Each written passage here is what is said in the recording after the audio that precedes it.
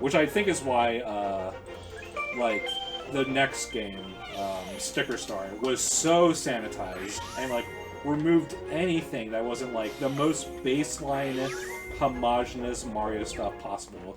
Barely a story, Bowser doesn't even speak.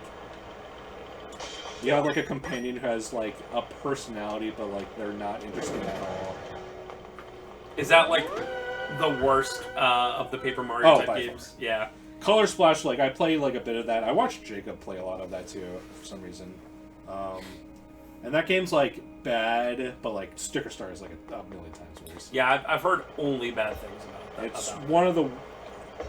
It's not a first-party game because it was made by Intelligent Systems, but I think it's, like, one of Nintendo's worst games.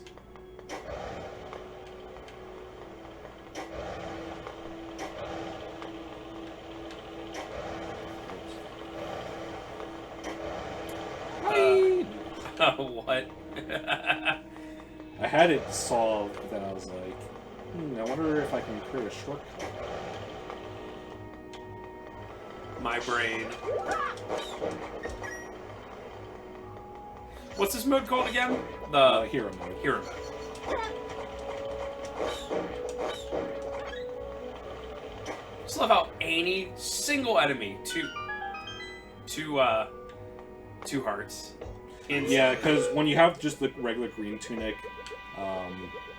nothing does a quarter heart of damage in this game.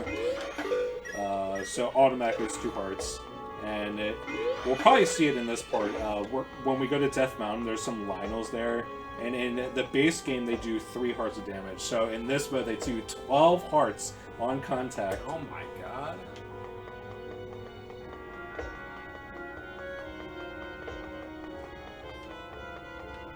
Death Mountain, that's a nice place to visit, right?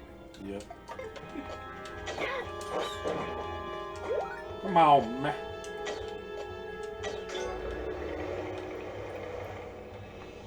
Do you think, like, tourists come to America and they go visit, like, the Southwest, like Arizona and whatever, and they're like, yeah, Death Valley, is that nice? Is it a good visit, Death Valley? You piece of crap bats. It'd be like someone being like, Oh. rip. Try to farm that chest, but I'm done. It'd be like someone being like, naming a mountain like Murder Mountain, be like, so, can we go up Murder Mountain? Yeah, bro. Like, you think I'd be alright?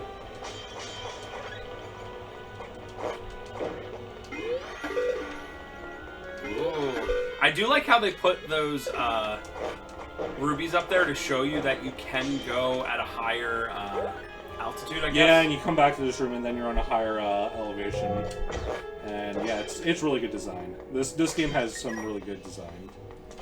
Well, because it hints at it too, which is really nice. Because otherwise you might get like even more stumped. Every time there's a vertical based Zelda dungeon, I get flashbacks to level 7 of Link's Awakening. It's called like Eagle Tower or something like that. You know which one I'm talking about? Yeah.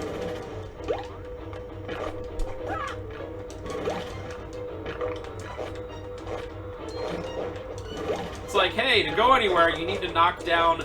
You need to literally knock down the top floor, like 2 beneath you. It's like, what?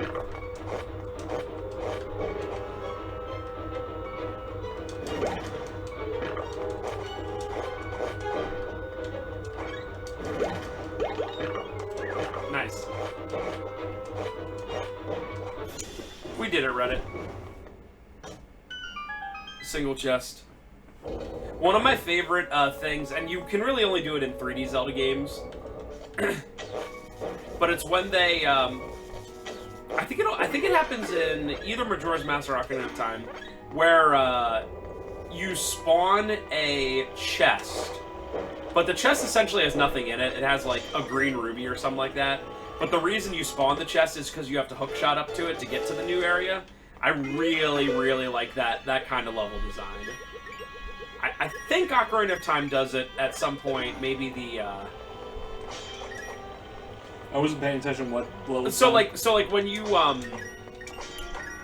spawn a chest in, but the chest technically has like nothing in it. It has like a green ruby. But the reason you spawn it in is to be able to hookshot up to it. Oh yeah. To like get to a new area. Yeah, I that's know awesome. I know Ocarina of does that at some point. There's something about that I just absolutely love. Spooky. I remember this boss being not bad. Oh yeah, this is the weird turntable boss. This guy can like barely hurt you. The one good thing about hero mode is that it doesn't increase falling damage, so if I fall I still only take half a heart. And this guy like basically can only hurt you by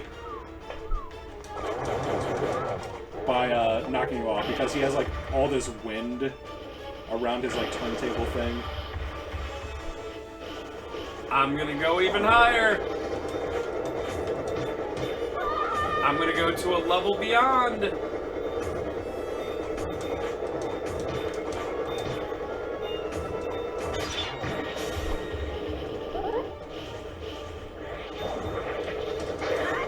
It's a pretty weird boss. Pretty weird. I kind of like it. It is a weird boss though. I mean, they had to give you something that was vertical related, right?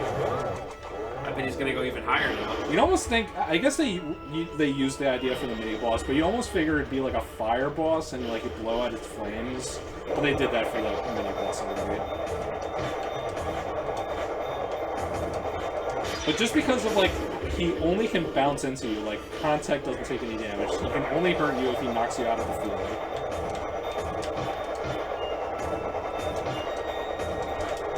Yeah, this would be very difficult for you if you took 2 hearts every time he, like, ran into you. Even if it took 2 hearts, it wouldn't be that bad. I only fell twice so far. But yeah, because I only take half a heart from fall damage, that sure is nice.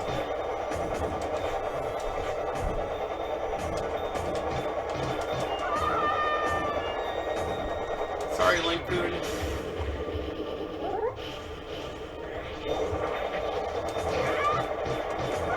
Bodied. Body, dude. Absolutely bodied. He's getting his revenge. What if this was like the boss in Link to the Past, where if you fall, you have to start the boss over? They actually have that boss in this game. Oh. I think in the first sitting, I said that they didn't reuse any bosses, but they definitely do. But there's not a ton of them. They definitely reused that, like, bumper ball boss that's, like, made of, like, little balls. It's the same boss in both games. But other than that, it's like they reuse the eyeball boss. That you take the hook shot and like grab the eyeballs off of him. They reuse that boss, but other than that, not too much. They reuse the guy that has the like the iron mask on that you have to hit with the hammer. But in this game, it's like a pretty different boss, so I almost didn't really consider it. Is that a bad guy? No, that's a Zora. Oh, okay. Oh, they're showing off that in the middle of us doing these parts, the main baddie, I forget her name already, is kidnapping all the sages, and the queen was one of the sages, so at this point she's been kidnapped. It's all over. Alright, up Death Mountain, what's up? Whee!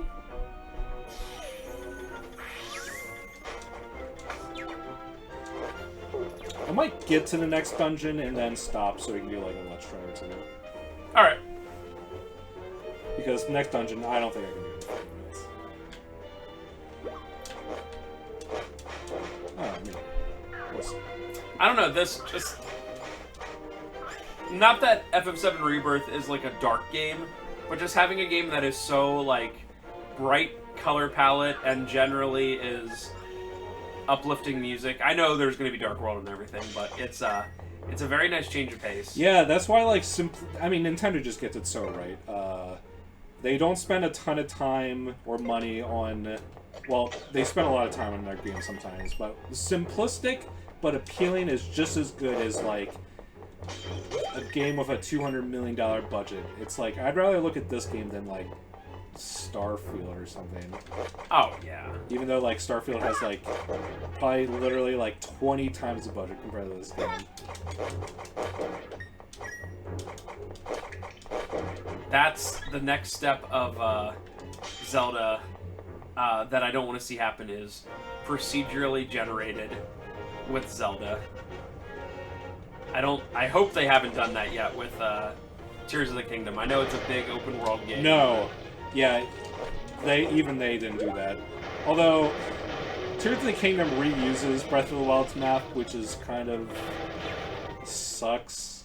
But I still don't think I would want procedurally generated. I don't want procedurally generated anything ever. Every single procedurally generated thing I have ever seen has been boring as heck. Even a game that people generally like what is it? I forget which Elder Scrolls game does it. Arena or Daggerfall. Daggerfall. Like, people generally like that game, but if I heard procedurally generated, I'm out. Yeah, for real. I still can't believe, like, all these years later that No Man's Sky made such a comeback. We never see that game anymore. They did work on it for, like, years. So After release, yeah. It's good that they didn't abandon it, but it did take them, like, literal years to get it to, like, a point that was good. But it is a good success story. Same thing, honestly, with Cyberpunk. They came out with that big DLC, and in general, I have not heard any complaints about it since, you know, the original run and bad release and all that. It's almost like if they just took 2 more years and made it really good, there wouldn't be any nonsense. Yeah, but yeah, there was definitely a lot riding on that game for CD Projekt Red in terms of financials. I wonder what their next. Yeah, they actually had a. I think they said that they're working on Witcher 4. Which that makes sense.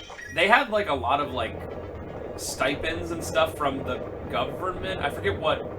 They're Polish, I think. Yeah. They had like literal money from the government to come out with that game. It's like, I don't know if that's ever happened before. Like, imagine if the U.S. government was like, hey, Activision, we'll help you out with this new Call of Duty because it's very important for our economy. It's like, you've been playing for a while. Yeah, this was the era of Nintendo not wanting you to play their games. It's just like, take a break, bro, take a break, bro. They pretty much have done away with that, like, entirely.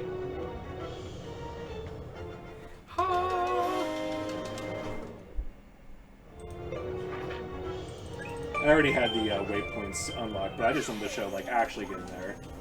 Yeah, the Wii U and the 3DS was really like that. I guess, you know, it might have also been because of the 3D factor. Like, imagining, I guess Nintendo's, like, imagining that people are playing this game in 3D the whole time. And be like, hey. Oh, these are the Lionels that will one-shot me. Oh my gosh.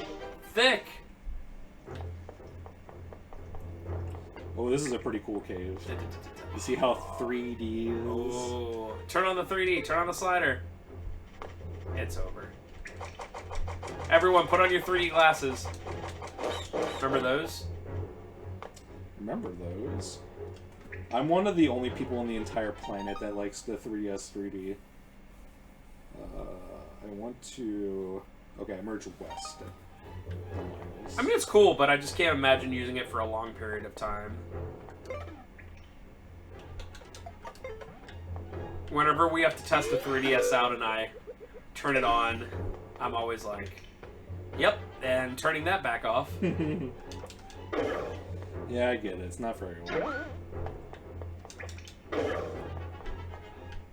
Yeah! Hi!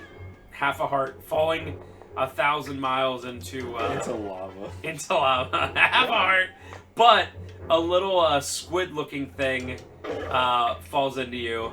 2 hearts.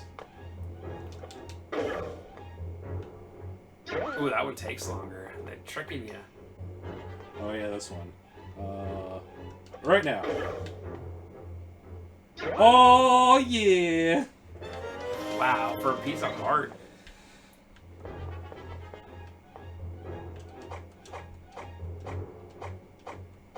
Can you just fly out of there? Or no? No, if I I can't use the witch bell, and if I just fall, it'll just respawn me on the last platform I was on. So I do have to manually go back, but it's not that bad because everything is like elevated, so I don't have to do like the puzzle of like using these platforms to elevate myself. I can just drop down. I don't know. 0 out of 10 game. I think it's fine design. And that. I think that's just something we expect from games nowadays. You know, back in the day, they did not have that usually.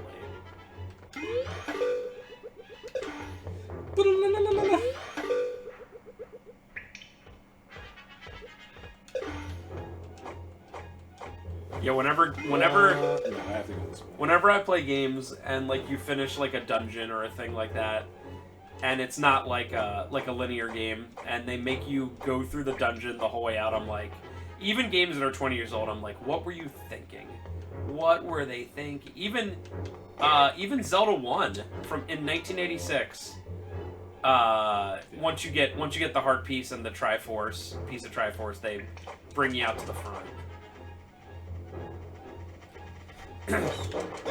Speaking of Zelda 1, I don't want to play or beat that game, but I do want to eventually play and beat Zelda 2, just because it's so notoriously hard.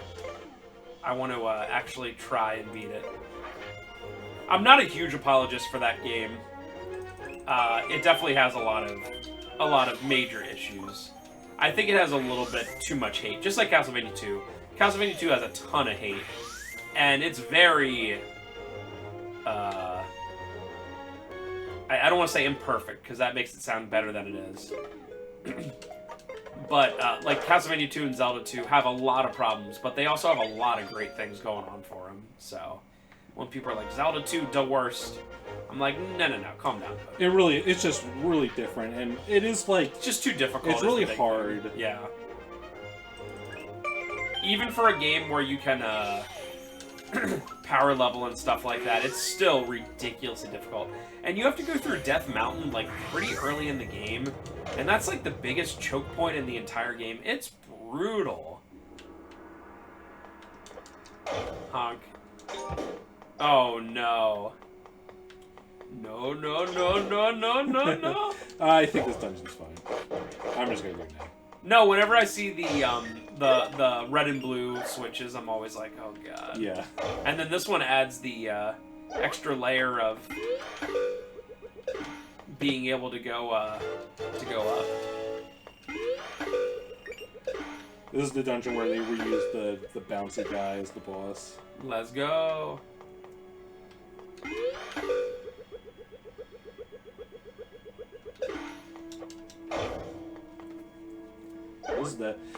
So one thing about this game that I have generally good thoughts about, but it's a little bit of a mixed bag sometimes.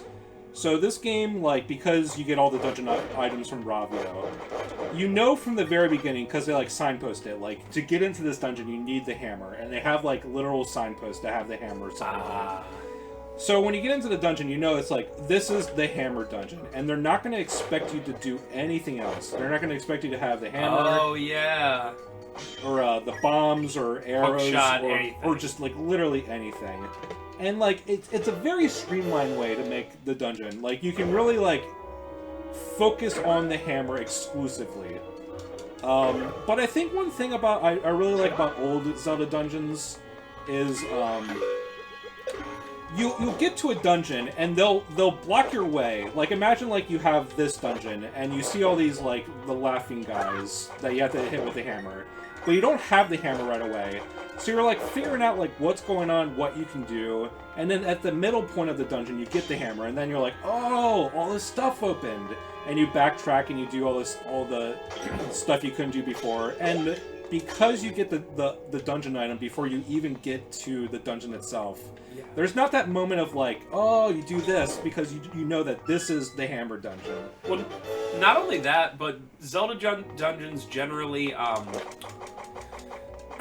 they build on top of each other. So, for instance, if you get the bow and arrow in the first one and you get the hookshot in the second one, in the second one, they're not going to focus on bow and arrow, but there may be a puzzle that involves bow and arrow.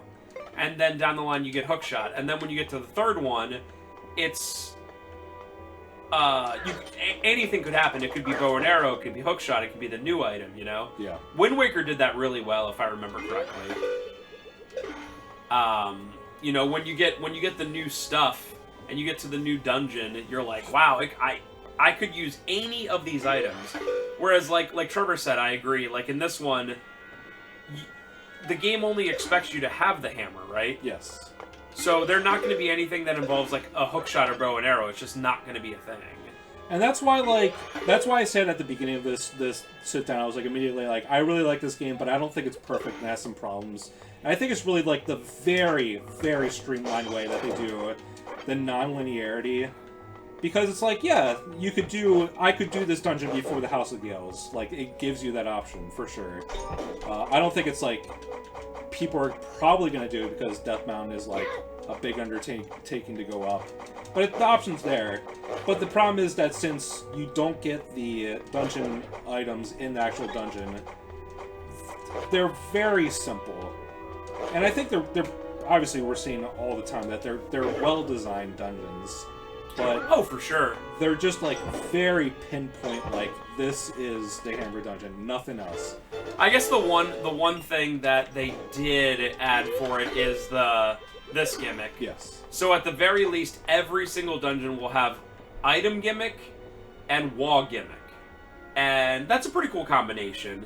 Although, I do agree it'd be cool if when you got to the last dungeon, like imagine the last dungeon, whatever it's like, is like, dude, there's the wall gimmick, there's hookshot, bombs, you gotta have it all, man, you know? And that was always the great thing about, even in the very, very last dungeon of the game, they segment all the, like, they make sure that you use all the items, so they expect you to have all of them. But they segment the challenges into their own, like, specific things, just like the normal dungeons. And, like, at that point, it's like, why?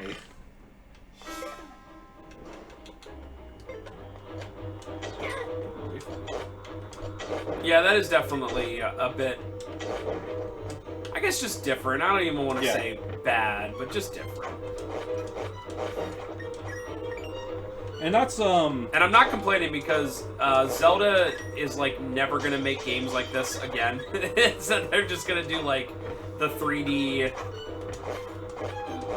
Tears of the Kingdom kind of stuff, which I don't like and I will never play. Yeah, Echoes of Wisdom is like, it looks like a traditional Zelda, but definitely isn't at all. I'm still gonna try it. I'm not gonna pretend that I hate it without even trying it. But I'm not super excited for that game, but I'll play it. No, and I'll give it a decent shot. I'm not saying Breath of the Wild or Tears of the Kingdom is bad. What I'm definitely saying is they're not for me. Like, the whole gimmick of Tears of the Kingdom where you, like... I was about to say, like, oh, you actually need bombs for this, but then I remember that you can just go with the hammer. Interesting.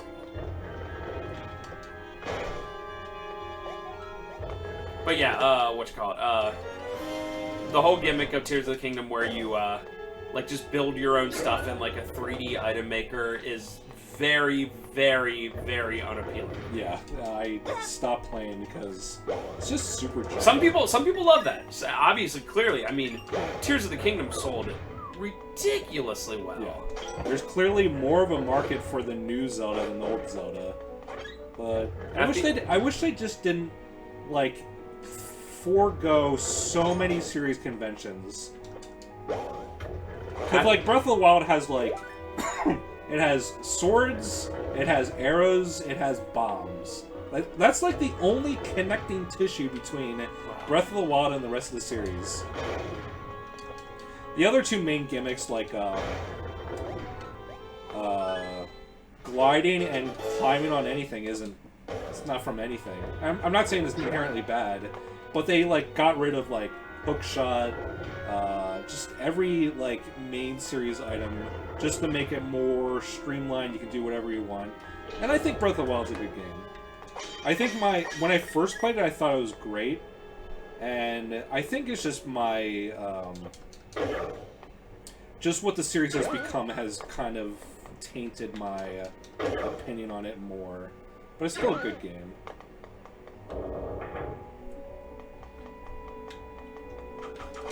I mean, that easy peasy. The classic. I mean, that makes sense. And It's again, like, do you blame a game for what the industry or the rest of the series became? And that's a question I ask myself all the time with, like, Resident Evil 4, because Resident Evil 4 is one of my favorite games, and I think one of the best games of all time. But, man, it did a number on the game industry. Let me tell you. yeah, Resident Evil 4 QuickTime events, everyone trying to copy it, blah, blah, blah. It did some bad things for the industry in general. Yeah, and then Breath of the Wild comes out, and immediately Ubisoft just copies it exactly with that one Immortals, whatever it's called. Oh, Phoenix Rising or whatever. Yeah. And it's like literally just a carbon copy clone. It's like, really, Ubisoft? You're so shameless. They just want that moolah. And I will give Breath of the Wild this. Breath of the Wild is a very impressive game. The gameplay systems, especially the environment systems, with like temperature and like everything that's going on, it's very impressive. I just wish that... I guess the thing is that I like Breath of the Wild, and I could potentially like Tears of the Kingdom as their own games, but Breath of the Wild basically replaced Zelda. Right. It's not a new franchise. It killed the old one. Right. I mean, I've seen enough. I forget the gentleman's name. The guy who's the guy who's in charge of Zelda nowadays, pretty much has said, "Yeah, we're just making games like this from now on," which is, I don't know. I just wish it was sad. a new IP, but if it was a new IP, I think it would have sold like 150 amount of it. Oh yeah.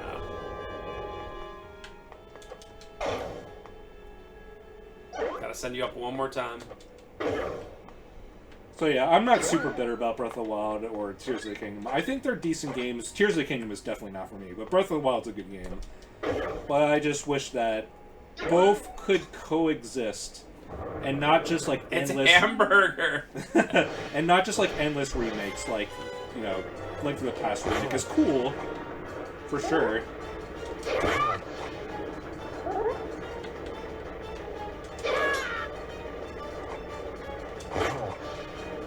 But I'm gonna give Echoes of Wisdom a good, honest try.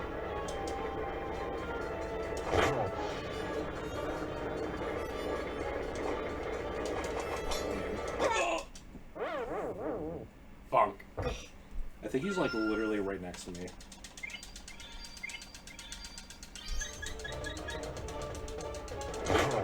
What? One more hit.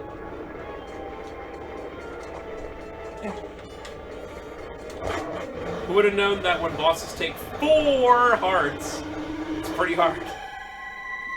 Okay. Yeah, that's why when I lose a fairy, I immediately just exit the dungeon and get another one. It makes sense, yeah.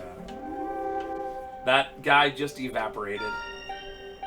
He was like, I refuse to exist anymore. Okay, it's 8:45, so we don't have time for list tries. We'll just get the Master Sword real quick. Alright.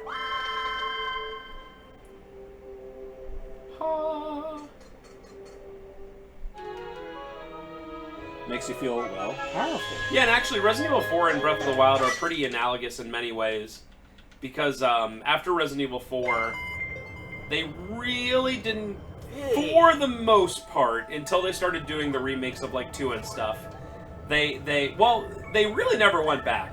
Yeah, I mean, Resident Evil 2 is like old school style, but with Resident Evil 4's like DNA. Yeah, Resident Evil 2 Remake is like a good, it has good design in terms of like classic like RE1 design, but it's still like very much like over the shoulder RE4 gameplay. Right. Even if it's much slower. And hey, at the end of the day, video game companies, They're a company, they're a business, their job is to make money. And, you know, you gotta go with what sells. The witch is one of the sages. She got kidnapped from the middle of that dungeon. So that's why it's just the broom now. Which is kind of the opposite of what's currently happening in for some of the game industry. So it's nice, even if we personally in this room disagree, it's nice to see game companies be like, oh, this is what the customers want. It's actually kind of refreshing. Because, like, a lot of games nowadays, the companies know what the customers want, and they're like, yeah, we're not doing that. Sorry. There's also a chance, we'll have to see in the future, but there is a chance that, like, you know, like when 2D Nintendo was making a comeback, and, like, once, like, New Super Mario Bros., like, we, like, printed money, they started making 2D games for, like, everything. And then it just got super oversaturated. And then, like, it was a bad thing. I wasn't paying attention. Bottom right. He's in the top left. Top right? left. Okay. Yeah, 9 o'clock. Yeah. 3 o'clock. He went to the right. He went to the right. This is good for Two Eyes because this gets kind of tricky. But anyway, what I was saying is that it's possible that, like, after, like, a whole bunch of open world Zeldas, maybe, like, consumers will be like, let's do something else again. I could see it. I mean, that happened to Resident Evil. Okay, so these two guys will bounce around, but we don't want to follow them. Okay. Since it's two, I'll follow the right one. You follow the left one. All right. I don't remember this being hard at all, but.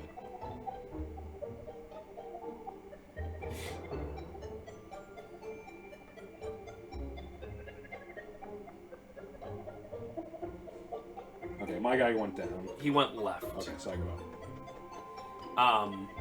Yeah, and Resident Evil 5 and 6 kept getting more bombastic. Yeah, and then Capcom went back to basics with Resident Evil 7. Not my favorite game in the series, but I appreciate what it did. It's definitely better than 6, that's for sure. Oh, yeah, no question. Alright, so same thing, we don't want to follow these guys. Man, there's a revisionist history going on now. They're still all to the left. Yes. Still all to the left, yeah. Not so much. Okay, I'll go up, I think. They went left and right, I'm pretty sure. I think one of them went up. Oh, no. Well, they definitely went left and right, so... I'm gonna... Down. It's either up and down. I'm gonna go down. I think the one guy went up.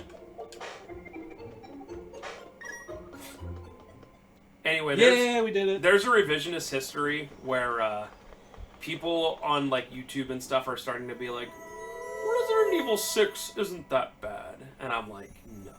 I will not stand for this. There's revisionist history of people saying that Sonic 06 isn't that bad. I've heard that. I've had customers in store in the past month be like, no, dude. Sonic 06 is this. I'm like, the first boss fight with Silver is literally so broken that you can't fight it. It's, like, not fun at all. Even Sonic, the best playthrough by far, is, like, trash. I will not believe in Sonic 06 being good. Actually, it's like, no, dude. Resident Evil 6 will always be bad. People are like, well, you just gotta accept it for what it is. It's an action game. It's like, yeah, I like Resident Evil 5. It's an action game. Go away. So I will not allow that. I think new Hyrule theme once you get the Master Sword. I think when I did a review of that, I think I gave it like a 1.5 or a 2 out of 10, and that was me being like extremely generous. I effing hate Resident Evil 6 so much. And you know the worst part about it? The single worst part about Resident Evil 6? It's super long.